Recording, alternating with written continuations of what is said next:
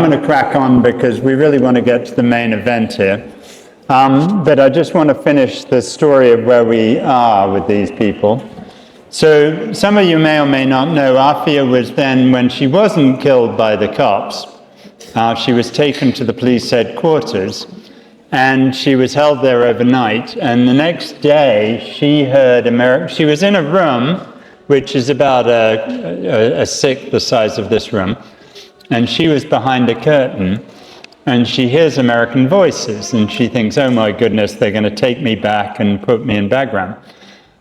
So she peeked around the curtain, and this is her version, and I think her version is the truth. She peeked around the curtain, and one of the Americans saw her and says she's on the loose, shot her twice in the stomach, and then they had to make up for shooting an innocent unarmed woman. So what they said was Aafia grabbed an M4 rifle that one of them just left on the floor, flicked the safety off. Where's the safety on an M4 rifle? You are useless. Do they teach you nothing in Manchester? And started shooting. And this is, oops, what's happened here? This is just total nonsense. There's no casings from an M4. There were no bullets from an M4. There was no gunshot residue from an M4. I've been to that room where the two holes in the wall were that they said were bullet holes. There's a video of that earlier that day, and the two holes are already there. So all of that's total nonsense. How do we prove all of this stuff? And maybe you'll hear this today, maybe you won't, but at some point you'll hear how Fauzia got Ahmed back from Afghanistan and helped him out. He's now a qualified doctor, and that's thanks to this woman. Then she got,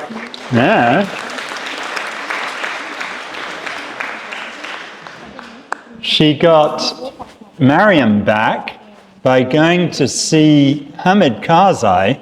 Now, I've been there and we've talked to Mr. Karzai, and he's a witness for us against the US saying that they never held Mariam, but he was the one who got Mariam back, and he's told us exactly what happened. He met her, she told him the whole story. He went to the Americans back in Kabul and said, you've got to give me this little girl back. They did. They met him in the secret police headquarters. They turned Mariam over, and Karzai said, what have you done with her for the last 7 years? They said, we're not going to tell you. She's now, Mariam, is now a doctor, qualified. The problem was that they took Aafia all around the world and they tried her less than a mile from ground zero. You're not going to get much of a trial there. She had no witnesses. Her lawyers were paid $2 million by the Pakistan government. Now, there's a teeny bit of a conflict there because they certainly didn't want anyone saying that the ISI were the bad guys behind this, right? And so they put on no defense for her. She was sentenced to the second longest term. Somewhere here, I've got my pad of paper. Here it is. This is, take a bow. On this is a copy.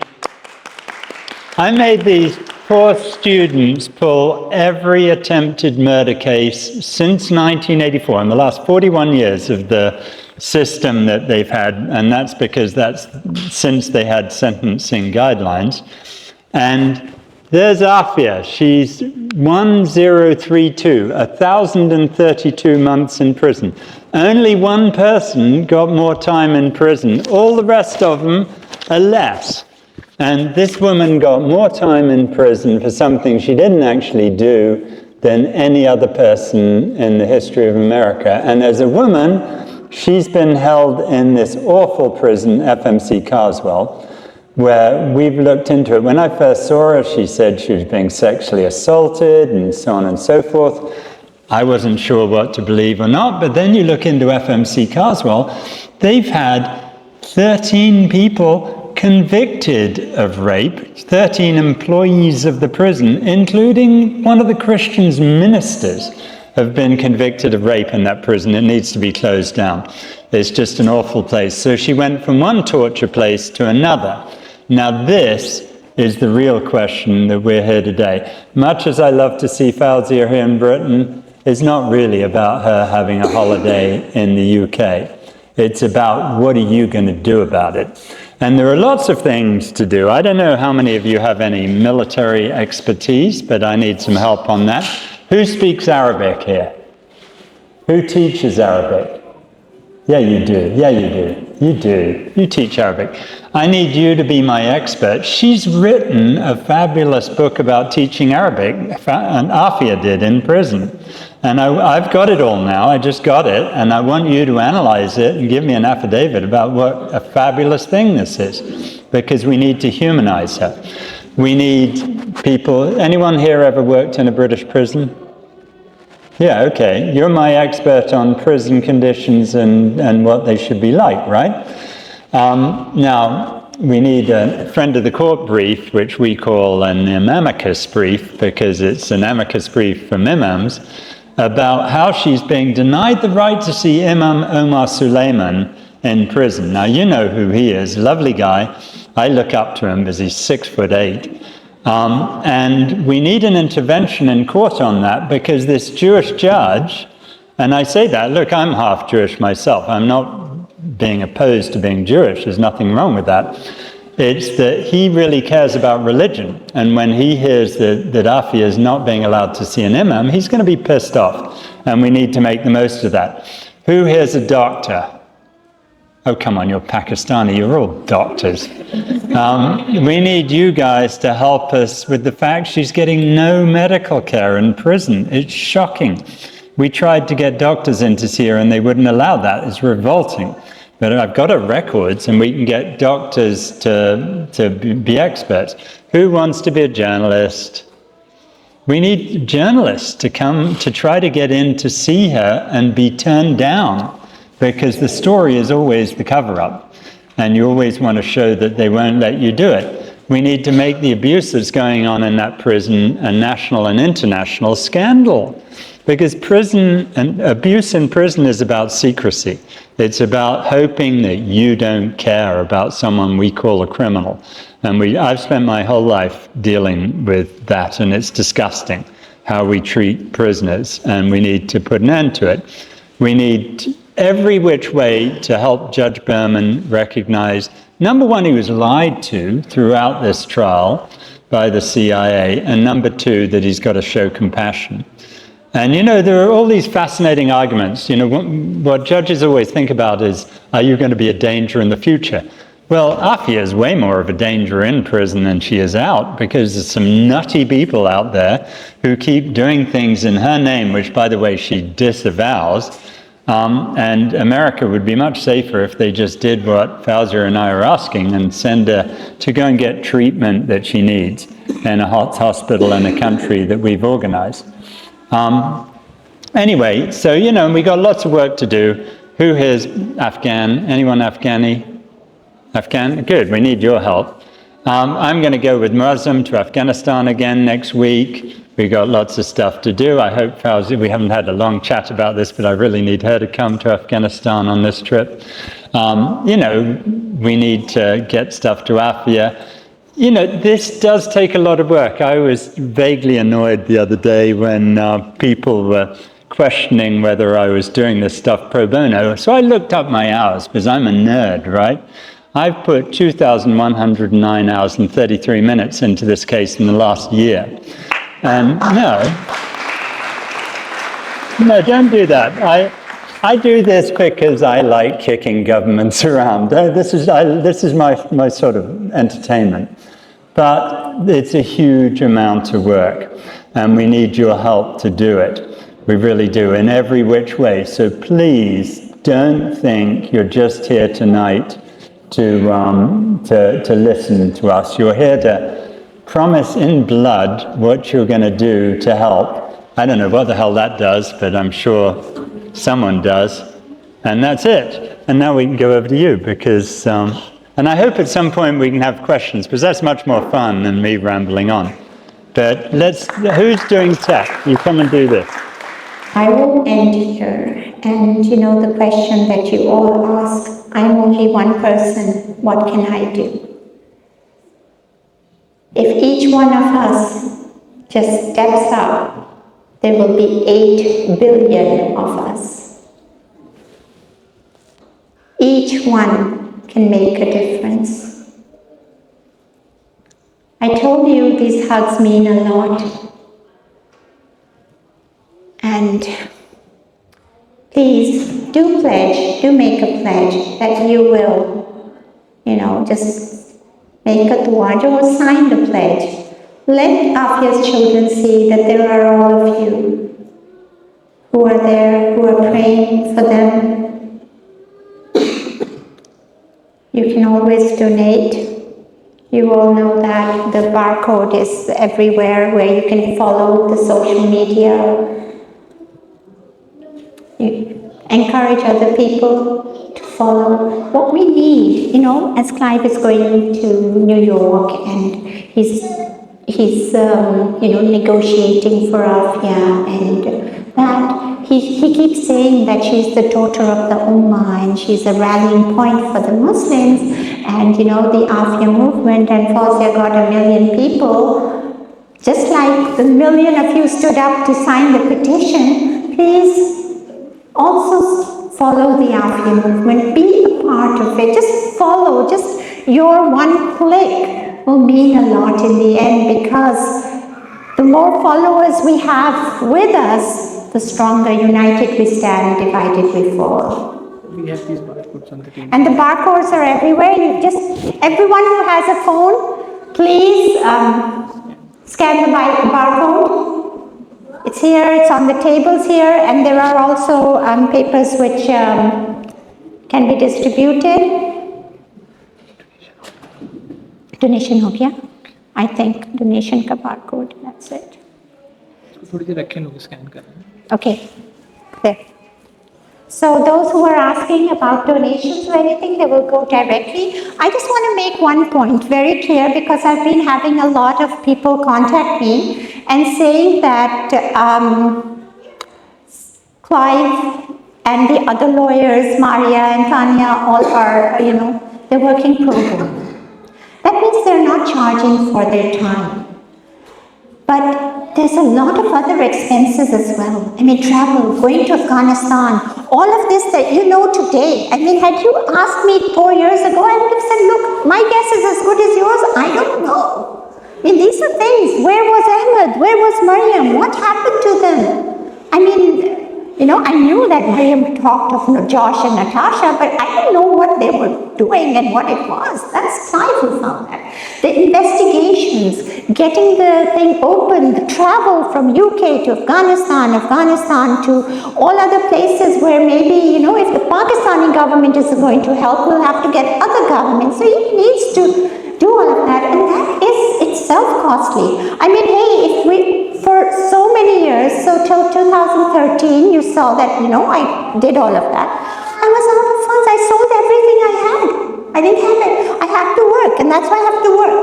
And so I work like 3 months, I save enough, and then I hold one program.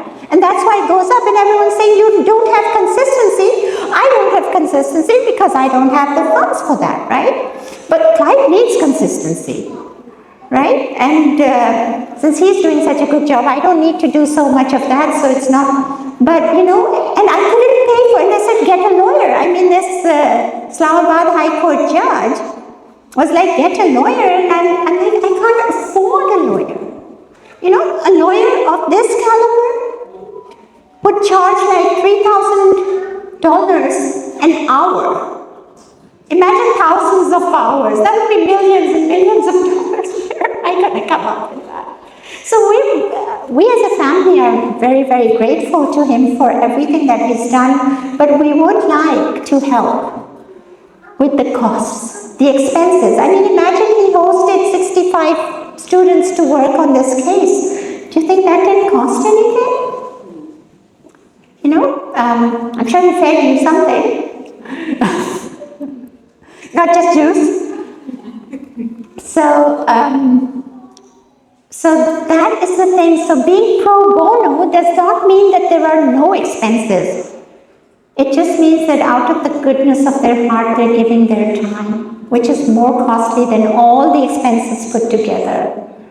And we hope that in your heart you see that and you realize that. And so, Jazakallah khair for all your attention and for listening to me and for all your du'as. Once again, I am forever grateful. Now that the fair justice, Irfan Khan, is that his name? Imran Khan, sorry. Now that he was removed, what's the next steps? And is there another judge that's going to be taking his place? He's not been removed yet. This is all part of the fight, right? And it's actually great because every now and then Fazia gets a bit dispirited about this. But my life is about chaos, and the government always likes nice, clean things. And frankly, what they're doing right now to Aafia and Islamabad, I don't care what the Pakistan government does. They're the most useless people on the planet. But I do think that we're able to contribute to Pakistan. So right now, we've just been on this. We're not telling the other side exactly what we're doing. But Afia's case is going to help justice in Pakistan. And that's what she would want. I don't think the Pakistani government will ever help Afia. But she can help Pakistan. So no, I love it when people behave badly. If they're going to behave badly, I want them to behave very badly, because then we can make them look awful, and that's just fine. Yeah. Sorry, I just want to ask you, what is your judgment? How far we are now from the release of our sister Afia? What are the main hindrances at the moment, which we can resolve those hindrances? The main things we need to resolve. Yeah. Well, I mean, right now we're in my comfort zone, which is where I just have to get a federal judge to tell them what to do. And this is always a game. And what they should do is they should throw out our conviction, they should call the CIA into court, and they should indict them all and put them all in prison. That's not what's going to happen. We ask them to do all of that, but we give them the option of what's called compassionate release, where no one has to admit anything, and they just say, we want to show compassion, and we want to release her to this nice place that Fawzia has got organized. We won't say exactly where, but for various diplomatic reasons, and just let her go. And what's happened in Guantanamo every time is that we find out the truth, we start revealing it to the world, they get embarrassed, they say, why don't you go home? And, this is what's going to happen here. I hope it'll happen quicker rather than slower, but it's impossible to say, and it's going to take as long as it takes, and we're still going to be doing it until it happens. Sorry, I'm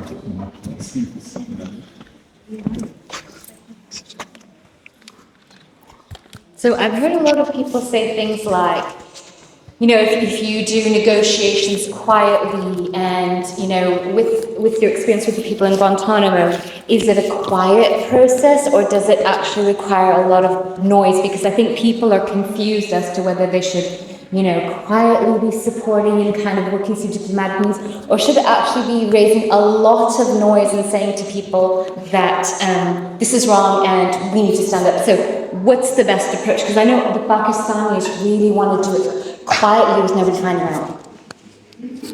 Okay. Look, that's a good question. My experience is that bullies only understand being bullied back. And I don't think there's anything to be achieved. They want us to be quiet. They're constantly begging us to be quiet. But what you've got to do is you've got to not just be pious. You mustn't just be serious. Seriousness and piousness, by that I mean sanctimony, is boring. What you've got to do is you've got to think of clever, funny things. Donald Trump doesn't care if you hate him. That just reinforces his sense of self. But he hates it when you laugh at him. So what I encourage you to do is to come up with songs and poetry and videos and all sorts of things that just take the piss out of them. Because that's what they need. And you need to do that to the ISI. I mean, you people, you honestly think we're going to believe that you didn't do all these awful things? Of course not. And in the end, we want decent people to come forward. As you know, I've had an ISI agent do that already. I want 20 of them, and I want 50 of them, until we get Afia out and we remove the current structure of Pakistan and have a proper, democratic, decent place, possibly run by my old friend Imran Khan. But, you know, we just got to keep on working. That's just my position. This is not the position of the Free Afia movement. There we go. When will you be visiting? Well, we've got someone, fortunately, who goes in every month, was just in a couple of days ago. And then, you know, I'll probably try again before Christmas. And I don't know when you want to go back to America. Do you want to go back to America? You're the lawyer. America's not her favorite place to go. And I don't blame her. I think she can do a lot more good out here.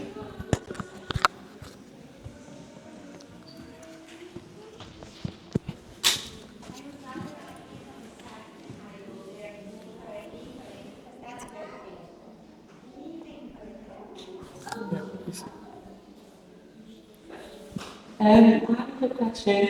So basically, why is it you think that the American government, or whichever collaboration of governments, are currently holding Afia? Why do you think they're not releasing her? Is it to do with the education system that she wanted to put in place? Is it to do with not looking stupid? Like, what would you say would be the reason for that? Please.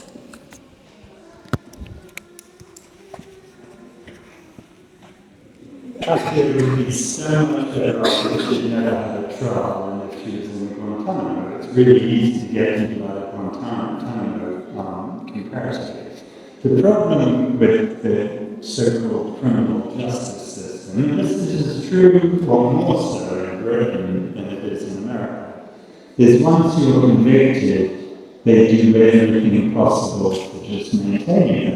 Now, the law in America is open and clear. Herrera versus Collins is the case that says the mere fact that you're innocent is not a reason under the US Constitution to set you free.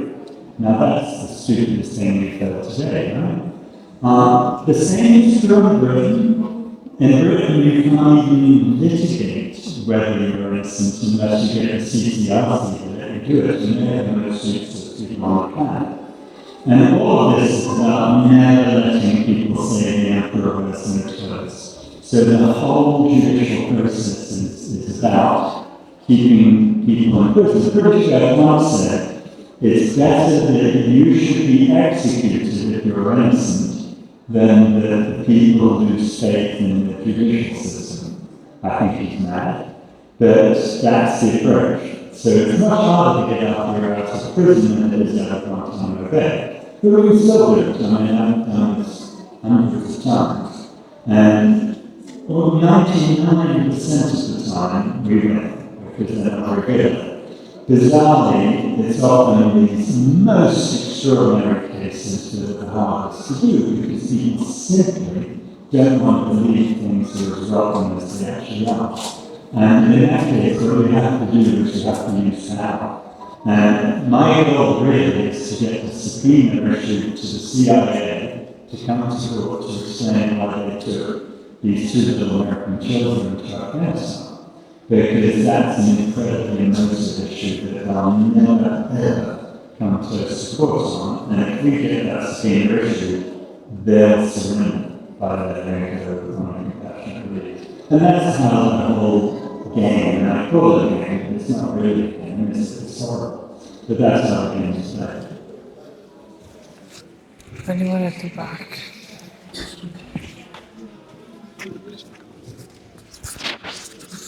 So thank you, Clive, and nice to meet you earlier, and Dr. Fawzia and Jazakallah Khair. I'm sure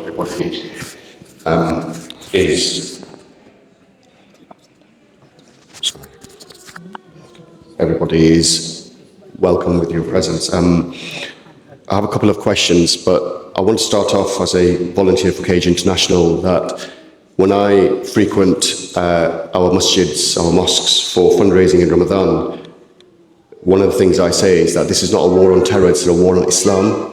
And it's apt that this tour is starting the day after the 24th anniversary on the war on Islam.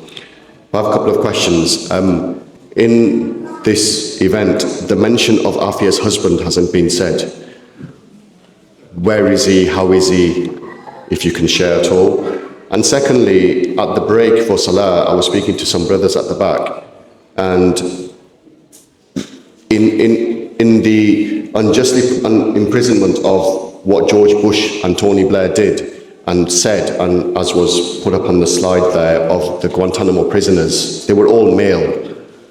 This is the only Muslim female that I personally know of that has been unjustly treated and imprisoned in the way that you've presented today.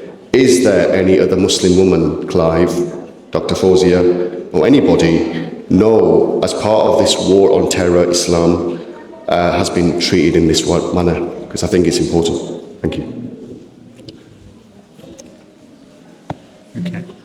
Well, first on Amjad Khan, her useless ex-husband. Look, there's a whole story there. I won't bore you with it. He was an abuser. He tried to pin all of his own things on Afia. He's 50% of the reason why Afia is where she is today. And frankly, I've got nothing nice to say about him, so it's probably better not to say anything.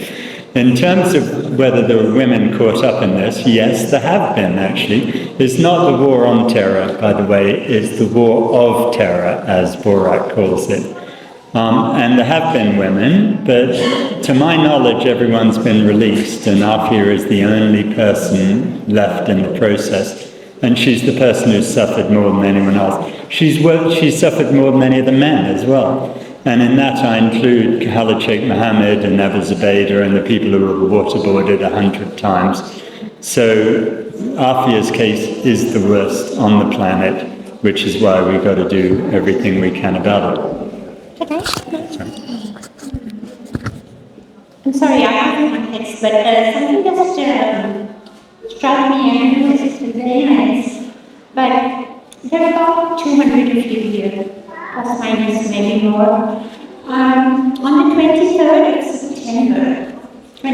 September marks the day that she was sentenced to 86 years. And right now in Pakistan, the Islamabad High Court is trying to remove the judge who ordered a contempt order, who passed a contempt order to them for not doing their job. If you could all, picket outside the Pakistani embassy, nowhere there, but if there are so many, because usually there's Sister Zainab and 4 or 5 other sisters sitting here, right? So you sisters can, convince everyone else that, and it might just put enough pressure, at least on the Pakistanis, so the amicus brief. And I think on our call to action, we need to put the amicus from the imams to allow Imam Umar Suleiman Sheikh Umar Suleiman to go and visit Afia. That is a support, a friend of the court, the doctors, so that Afia can get someone to see her. She's lost all her teeth, she's been scalded, she's malnourished, she needs a lot of support in a lot of things, and she needs. But 23rd September, maybe the Sunday that's coming up, maybe, whatever is convenient in September, but maybe something that we it's doable, peaceful, and might just put pressure on the Pakistani government for the amicus. If nothing on the Chief Justice to, think twice before he just does what he's doing, because now we know that they're about to do this. So that's just a simple request, and I think it's doable if you all feel like that. What do you think?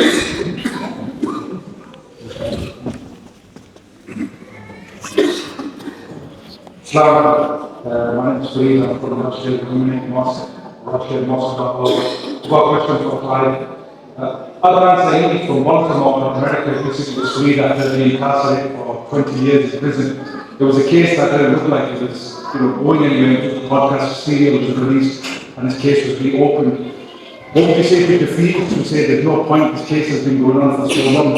What's the reality that we can actually get her free or anything we can do to speed up the process? Thank you very much.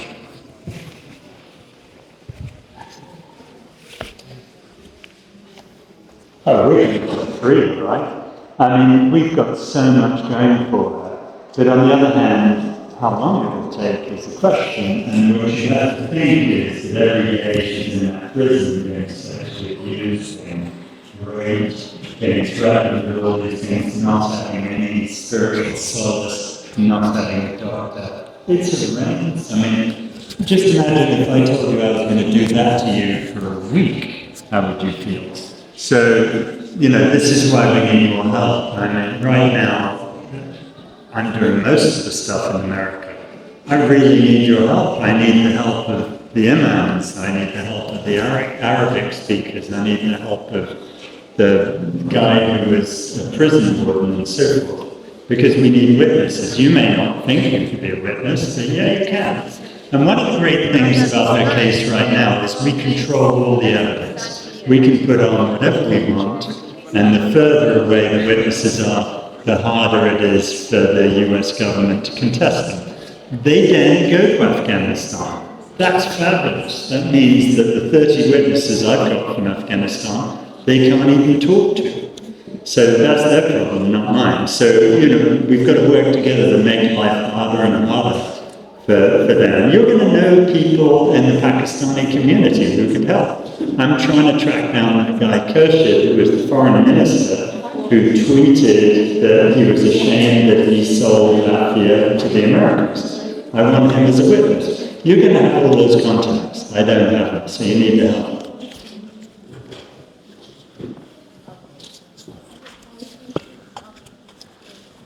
Take one question from the back, please. Ask one more question.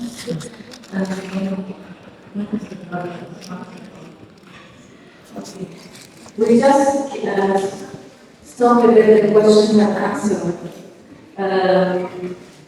Dr. Fawzi wanted to say on December 22nd and 23rd. We've got Brother Farouk here. He wants to give you 5 minutes attention, please. Jazakumullah. بسم الله والحمد لله والصلاة والسلام على رسول الله. السلام عليكم ورحمة الله. And I know it's coming to the end of the mic, but we can do better than that. Assalamu alaikum wa rahmatullah. So this is a very impromptu.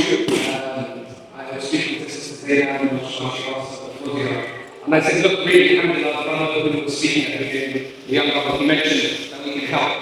And I'm just saying, alhamdulillah, I travel up and down the country. I do fundraisers and I work in this field. And I said, look, allow me the opportunity to raise money. Rather than just very simple. But the reality is we hear very often it goes to 1 year, it goes up and down. So he said there were 200, there's about maybe 100, 150 now. Really, brothers and sisters, it's very easy, and I'll be frank, it's very easy to start a competition. It's very easy to say, yeah, I'm doing something. We all can make it, this is the bare minimum. And what is hard is when you're only 1 or 2 people, like your sister Zaina and another sister, they were the only 2 at the protest. That's hard. What's hard is when it's raining and you've got to leave the food at home and stand somewhere and also justice, because that's the only thing you can do. What's hard is going to see your enemy. And I tell you what's harder than that, brothers and sisters, is the parting with your money. Let's be honest. We'll be very quick to go somewhere, spend £200 on a pair of trainers, buy a Birkin or a Hermes bag for 15,000, 20,000. People do these things, right? We want to wear certain clothing, Canadian Goose, because it's the in-trend and the jacket costs $2,000. Yet, when it comes to giving to causes, we don't give. And I just want to make something very clear. That for me, this is not just about this is Aafia. This is about number 1, justice, and number 2, if we allow this to happen, next is going to be your sister, it's going to be your daughter. And I want to make this very clear. If for somebody as alhamdulillah, well established as their family, who are doctors and neurologists and specialists in the field. I need that reminder to study at Harvard and MIT isn't a joke. It's not a joke. That's the equivalent of you sending your children to Oxford and Cambridge and then graduating and then going on to do masters and PhDs. If it can happen to them, believe me, you, it will happen to you. So what I wanted to do was say, do we have 5 people in the group who are going to say, I'm physically going to support. How I'm going to support is, I'm going to make a pledge of £1,000, and I'm going to take a week, 10 days, and I'm going to raise that money and I'm going to donate it. And to show you how committed I am, I will be the first to donate. So I'm going to be the first to say, I'm going to commit to £1,000, and I'm going to raise that £1,000. Inshallah, we're going to put it towards the cause. What I need is another 4 people to say, Brother Usman, I'm going to join you, and I'm going to do it. And I'll tell you, Wallahi, uqsim billah. Allah mentions in the Quran, you plant the seed, and from the seed, in Surah Al-Baqarah, the verse says, you do the effort, Allah will grow the stalk, from the stalk, 7 branches, and on the branch, 100 seeds. This is the reward that Allah gives you. So I'm looking for 4 people to say, we have a sister here, that's big. We have another sister, we've got 2 sisters coming together at £500 each. We have another brother here, that's 3 people, 4 including me, we have 1 more to make it 5. We have another sister, we have another brother. By the way, bro and sisters, when I end, I have a sunnah myself. If you end on 6, I have to go to our God. So that makes 6, I need 7. Who's going to be the 7th? We have one here, mashallah, the 7th. Do we have 8 and 9 and 10? It's really simple. I'll give you something you can do. Take my number, I'll send you a draft template of a text message. You send it to your entire WhatsApp people on WhatsApp, and you ask them, I'm raising £1,000, I need 20 people to give me £50 each. If you know people, go to 10 people and ask for £100 each. And I want you to understand in your mind that I'm doing this because I don't want this to happen to me. I don't want this to happen to my sister, my daughter. And this is one case which we know of. And there's going to be other cases which are close to us. Brothers and sisters, the Prophet ﷺ came to uphold justice, adl.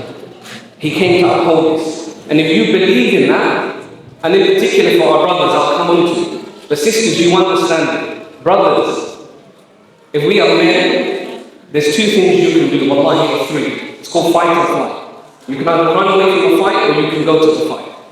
And when it comes to the fight, there's certain things that you can do. There's a hadith that mentions the person who makes the arrow, the person who then shoots the arrow, and the person who delivers the arrow to the shooter. All 3 of them are granted Jannah. My question is, which one are we going to be? The person who makes the arrow, shoots the arrow, or transports it. And let's be honest, the one that's really giving the blows and shooting the arrows is Clive. The person making the arrows of the team, where do we come in? We're the ones who are going to facilitate making those arrows. Do we have another couple of people who want to pledge to give that £1,000? We have another sister here, mashallah, that makes it 8. Do we have 9? We have another here, mashallah, that's 9. Do we have 10? Mashallah, 10. As I said, we end on an even, I go to an odd. So I need 1 more to make 11. Do I have an 11th person? Well, there's 2 of you come together, no problem. That you pledge to do that. We have one at the back, mashallah. Alhamdulillah, that's £11,000 that quickly. The second thing is I always give 2 pieces of advice whenever I have the opportunity to. The first is, whenever you get the opportunity to make dua for somebody, take it. Someone says, make dua for me, I'm not well, get asked for Jannah, make the dua, it's really easy. Why? Because the angels make dua for you. Number 2, never turn down an opportunity of khair. When someone asks of khair for yourself, to seek Allah's pleasure, always take it. So with that in mind, today, right now, I would ask individually, every single one of us, commit a minimum of £25 as a donation to the cause. As I said to you, everyone can talk the talk. Very few people actually walk the walk. And we might be in different financial circumstances, but give something tonight before you leave. Whether that's with the QR code, I'm not sure if that takes you to the page, or they've got card machines. If you've got cash, no problem, give it. But if every single one of us does that, and there's about 100 of us, we give £25 each, that's 2,500 if my maths is correct. That's it. So with that, I want to say Jazakallah khair, may Allah bless you all and accept it from you all. And Clive, we ask Allah subhanahu wa ta'ala, God, to give you tawfiq, which is the ability to utilize your skills, your energy, your time, uphold justice across the world, and be a person who is a flag bearer for justice. So thank you very much. Thank you. Like I said to you, والصلاة والسلام على سيد المرسلين سيدنا ونبينا وحبيبنا وقدوتنا محمد وعلى آله وصحبه وسلم تسليما كثيرا. اللهم اغفر لنا وارحمنا برحمتك يا أرحم الراحمين. اللهم تجاوز عن سيئاتنا. اللهم بارك لنا فيما أعطيتنا يا أرحم الراحمين. اللهم لا سهل إلا ما جعلت سهلا وإنك تجعل الحزن إذا شئت سهلا. اللهم فرج عن أختنا عافية. اللهم فرج عنها يا أرحم الراحمين. اللهم ارفع هذا البلاء عنها بحب رحمتك يا أرحم الراحمين. اللهم فرج أسرها يا رب العالمين. اللهم فك أسرها يا رب العالمين. اللهم أعنا على عونها يا أكرم الأكرمين.